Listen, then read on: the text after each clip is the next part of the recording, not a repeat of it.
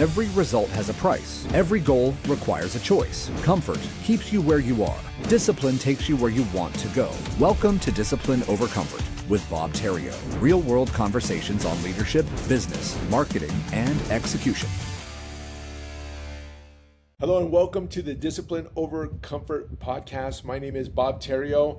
And if this is your first time watching or listening, I just want to welcome you back welcome you. And if you've been here from the very beginning, thank you for coming back. It means a lot. And so every week I talk about leadership, business growth, marketing, execution, and personal development. So if you like any of those categories, this is the place for you. And my goal is pretty simple. Before the episode ends, I want you to leave with at least one idea that you can put into action today.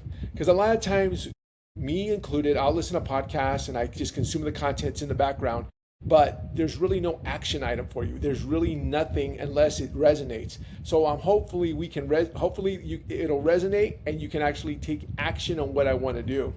That's it. So today I'm going to walk you through a business audit that I think could uncover at least $100,000 worth of business in the near future. It's pretty interesting the way I discovered this and the way I developed it, and so I'll get into it.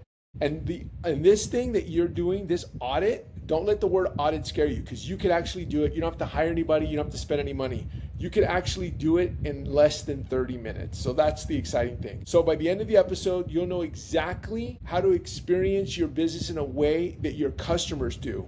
So think about that. Experience, again, I'll say it again. You're going to experience your business the way your customers do. And it's really one simple thing you do, and it's a phone call. And I'm going to tell you, and I go to endless meetings, I meet with endless people, and I've been a part of a lot of masterminds. And sometimes the takeaways are the simplest things on earth. So again, if you hear something here and you go like, yeah, I already know that, I want you to say, well, am I already doing it, right? Ask yourself that question. Have I done it, or am I already doing it? Years ago, one of my mentors, bestselling author Effrey, you may have heard of him. He wrote the Little Red Book of Selling, really taught me the concept that I learned from him about calling your business. Okay, so calling the business and acting like a customer. Because I think as CEOs, CFOs, CMOs, just a local business owner, a small mom and pop, whatever the business is, you can benefit from this. Because if you're doing marketing, if you're doing any kind of PR, heck, if you're not doing any of it, and you want to know how your customers are treated, you can just pick up the phone and give it a call and see how the phone is answered. Again, I'm going to get into it a little bit deeper on the exercise, because Effrey would always challenge his listeners, his viewers, his readers to make that phone call. And again, I've expanded on it with the digital age and things that are happening now. As my career grows over the years, I've expanded this simple idea.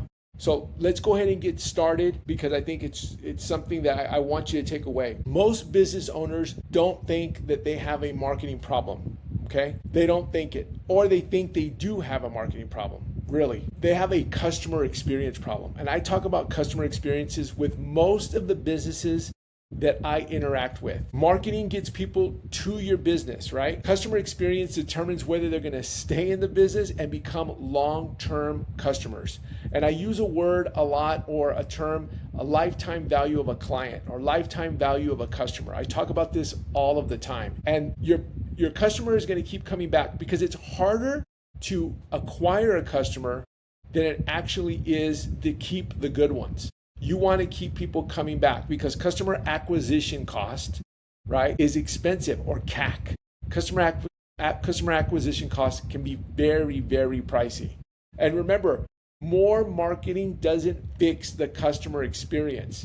It just simply sends more people to the business and what they're experiencing now. So if you're spending all this money, I call it a leaky bucket. If you're spending all this money to get people into the business, but you're not retaining them, well, then you're just wasting money, okay? Because what's the point? So let me talk about the audit here for a second. Number one, super simple, call your business, okay? Call your business. And I want you to take a piece of paper out, or use notes on your iPhone or whatever. And I want you to write down, how many times does a phone ring before they answer it, okay? Does someone actually answer it, or do you have an automated system that's picking up? And then you can go down a whole rabbit hole with that part, right? But how do they answer? If you have somebody that's actually answering your phones, how do they sound? Are they polite? Are they professional? Do they introduce themselves to the caller, right? Do they sound happy that you actually called, right? Because you can tell a lot about someone's tone if they're having a bad day, especially over the phone. People don't actually realize, but if you're smiling on the phone, it actually comes through the telephone. Would you continue the conversation with someone? Do you feel comfortable asking them questions? Do you feel like you're getting a response? Are they engaged? Okay. This very first interaction should be very memorable. What follows next really matters the most. Okay. I want you to call the business 5 minutes before your office closes, the store closes. Whatever business you have, call 5. If you close at 5, call at 4:55. If you close at 9, call at 9 at night, call at 8:55. Okay. So I want you to see if your customers actually mentally checked out. Again, through tone, how you're treated, are they short with you? This is going to tell you a lot. Besides the phone call, and this is where I'm expanding this. Okay, I want you to fill out your customer contact form on your website. And hopefully you have a website. Is it easy? Was the customer contact form easy to do? Did you receive a confirmation email immediately after you filled out that contact form? How long until someone actually responded to your email? Because there's an automated email they should automatically get, and then there should either be a follow-up with a phone call or another email. And if they put a text, if they ask to be contacted by text, how fast did you receive that text? Every hour you wait to respond increases the chances that your customer contacts someone else. I used to say 5 minutes. If you don't respond within 5 minutes, more than likely they've moved on. So if you're a service business, a plumber, someone's having a leak, water heater burst, they're going to Google, use ChatGPT. They're going to start looking for someone that can solve their problem. And if you're not responding quickly, they're going to just move on to the next person, and you're going to lose your business. Google ads, work in the sense that people will Google and they'll see a listing and they'll just start calling. So a few years ago, I think it was Labor Day, even though I know plumbers personally, and plumbing companies. I woke up, walked into a hallway, and water was everywhere. Everyone was closed that day. So we started Googling, and no one was answering. No one would pick up the phone at all.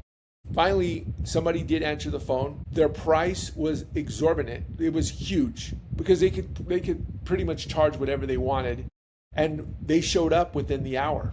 And I'm like, yeah, come do it. We can't. It's a 3-day weekend. I can't live like this all weekend. I can't swim in water. Everything's getting damaged. They showed up within an hour. I paid a couple of $1,000s. At the time, you probably could have bought that water heater for half of that, less than half.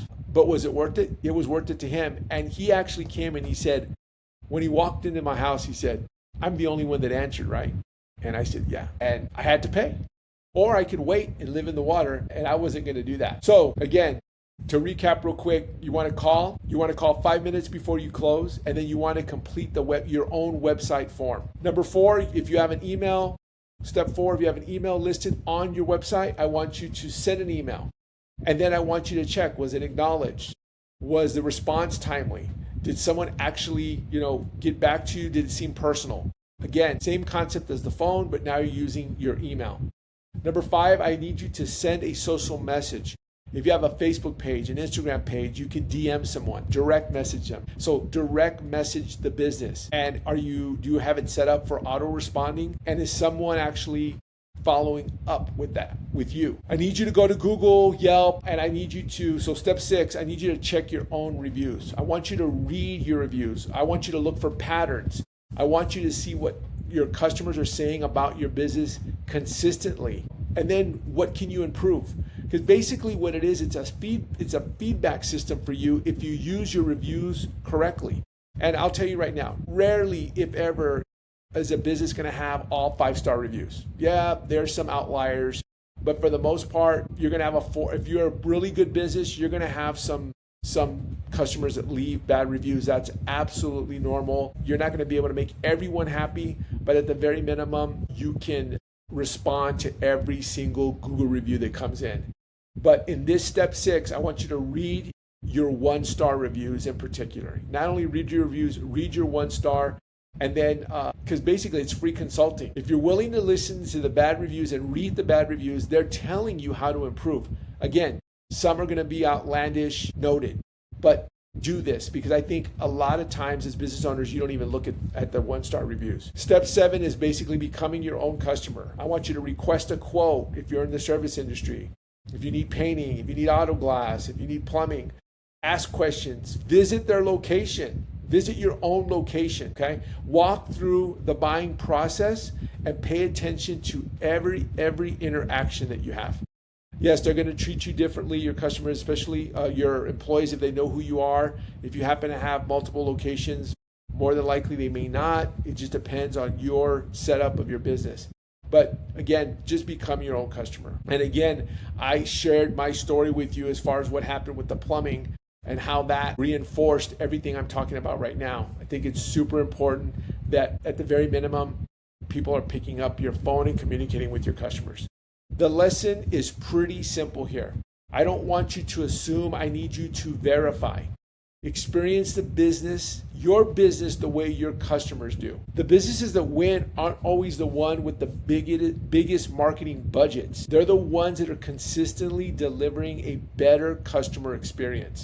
Marketing attracts attention. Execution earns trust, and trust creates customers and long-term customers. Trust is the biggest thing in business. So execution challenge for you this week. Before the weekends, I want you to call your business. I want you to fill out your website contact form. I need you to send an email, send a social message, DM, Instagram, X, whatever that is, Facebook. Visit a location that you haven't been to in a while. Read your reviews, especially the 1-star reviews, and then ask yourself this one question. Would I buy from this company if I didn't own it? I'm going to say that again. Would you buy from your own company if you didn't own it? If the answer is an immediate yes, you know exactly where to start. So if today's episode gave you one idea that you can implement, I'd appreciate it if you would subscribe here on YouTube, leave us a review, Apple, Spotify, share the episode with another business owner or leader. You can also read this week's companion article in the Discipline Over Comfort newsletter. And if you haven't already subscribed to that, I'll leave it down in notes. It'll take you 2 seconds. And every Tuesday, a newsletter goes out. Again, same concept, value-driven to help you in your business. Until next time, I want you to stay disciplined, stay uncomfortable. Keep moving forward, because discipline is always greater than comfort.